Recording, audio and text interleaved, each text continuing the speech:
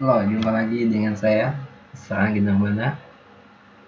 Kali ini saya coba membuat apa, sebuah presentasi dan saya akan menjelaskan ya, karena beberapa waktu yang lalu ada yang mengemail saya, Pak, saya nggak ngerti tuh maksud presentasinya apa, maka saya akan coba menjelaskan ya. Kali ini kita akan ngobrol tentang teknik penanganan limbah cair di rumah sakit.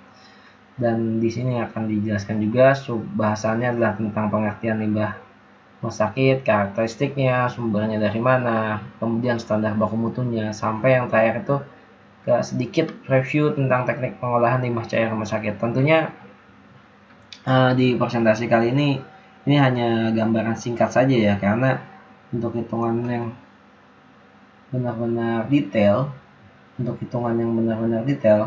tentunya akan lebih dari ini. Kita harus menghitung ukuran pipa, kemudian ukuran head pompa apa segala macam, bukan di sini. Tapi overall ini seenggaknya bisa membuat sobat ya memiliki pandangan singkat tentang bagaimana sih teknik penanganan limbah cair di rumah sakit. Oke, udah paham ya? Yang pertama kita harus paham dulu pengertian limbah di rumah sakit. Ini saya buat singkat saja. Di rumah sakit itu ada dua jenis limbah yang bisa kita temui. Yang pertama adalah limbah klinis. Limbah itu bisa ditemukan dari ruang tindakan, dari lab, dari ruang bedah, atau dari ruang dokter, segala macam. Dan juga ada limbah non klinis. Itu biasanya kita temukan itu di kantin, perkantoran, di WC segala macam, itu disebutnya limbah non klinis. Nah, kalau limbah cairnya itu apa? Limbah cairnya adalah segala macam limbah yang berbentuk cair yang berasal dari rumah sakit.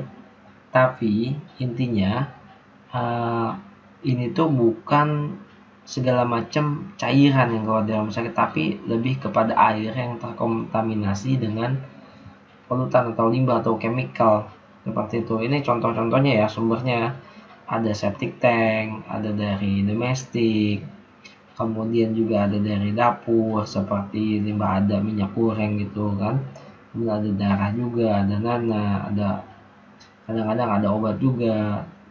Tapi yang pasti kita ingat itu ini ada air yang tercampur dengan limbah, bukan pure limbah. Jadi kalau bisa kita nemuin ada ini etanol tumpah semuanya, itu bukan air limbah, itu pure limbah B3 seperti itu ya.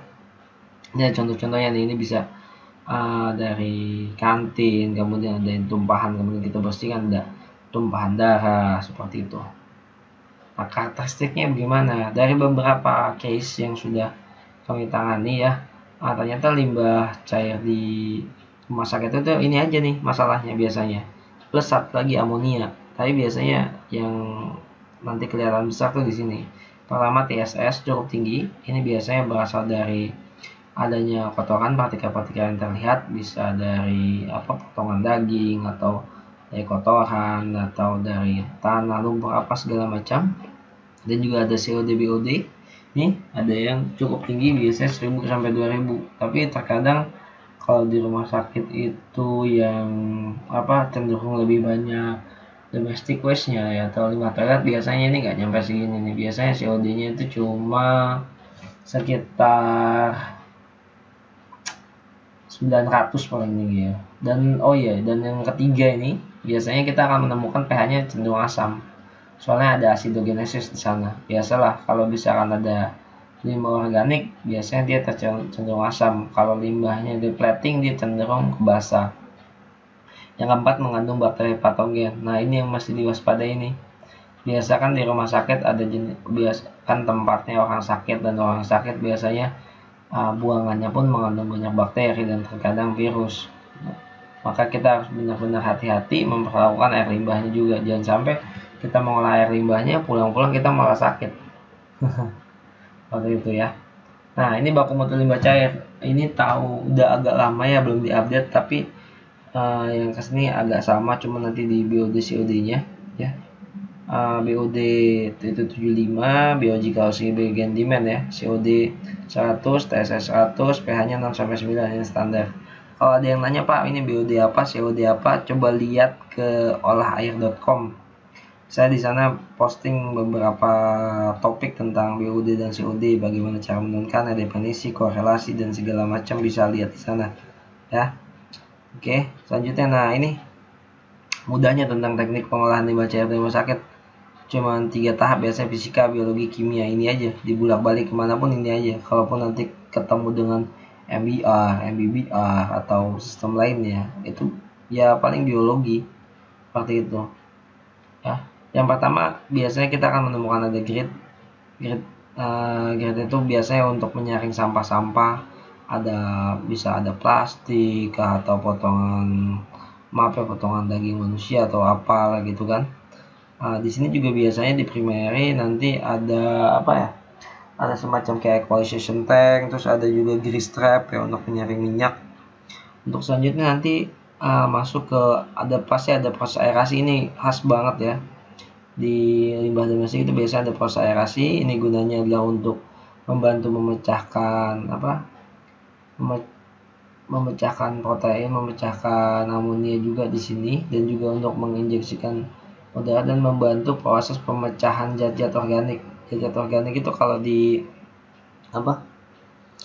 hasil analisa bisa dilihat di nilainya itu tulisnya KMNO4. Sebenarnya bukan KMNO4 ya, harusnya dia TOC, total organic content, total organic carbon. Jadi kenapa sebutnya KMNO4, karena di analisanya itu menggunakan KMNO4 ya.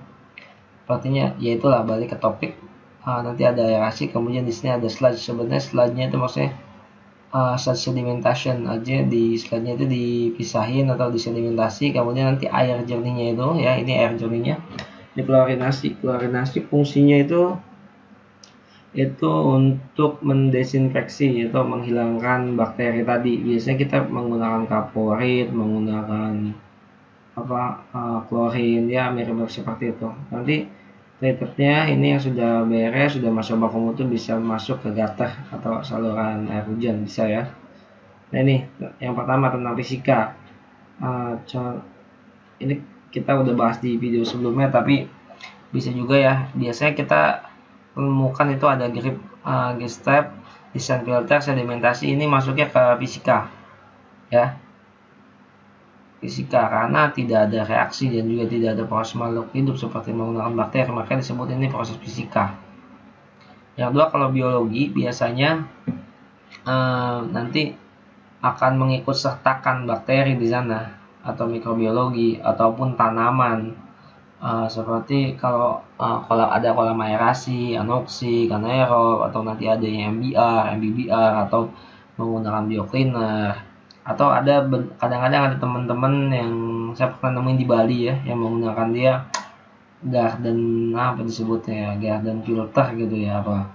Jadi dia menggunakan eceng gondok untuk membantu menurunkan nilai TDS, itu seperti itu ya. Dan ini kalau kimia ya, kita bisa menambahkan bahan kimia biasanya. Oh ya, klorinasi juga masuknya sebenarnya proses kimia ya, karena menambahkan kaporit di sana.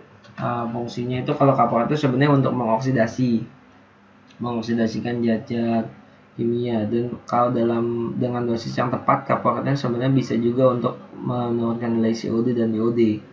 Tapi kalau agak terlalu banyak, biasanya nanti malah nilai COD dan BOD jadi agak lebih tinggi, sebab kalau kita lihat di SND-nya itu dia akan dititrasi dengan kalium dia akan diproses dengan kalium dikromat, dan kalium dikromat itu nanti dia akan terganggu prosesnya kalau terlalu banyak klorida di air itu. Jadi harus benar-benar hati-hati, tidak boleh terlalu banyak ya. Kemudian proses kimia juga bisa dengan menambahkan PAC, polimer, NaOH, HCl, macam-macam ya biasanya. Dan ini pasti kita temukan lah, jarang sekali yang tidak ada menggunakan ini di rumah sakit. Itu pasti kita akan menggunakan ini ya. Nah, oh iya, udah beres ya, ini masih ada logo yang lama nih. Perkenalkan, nama saya Anggi Nurbana Wahyudi ya. Saya ini water treatment manager di sebuah perusahaan water engineering namanya PT Ceminusa. Dulu saya di Kubota, ini slide saya yang lama ini. Saya latar belakang saya pribadinya analis kimia, namun saya lanjutkan S1 di teknik industri. Kalau misalkan ada kebutuhan butuh bantuan untuk masalah water treatment, pendesainan, konsultasi, atau ingin sekedar ngobrol ya, ngobrol-ngobrol yang bermanfaat tentunya ya, bisa juga kontak saya lewat email di anggi.kakai@gmail.com atau lewat telepon pun nggak apa-apa. Oke, saya rasa itu ya sudah cukup, semua sudah dibahas. See you next time. Bye bye.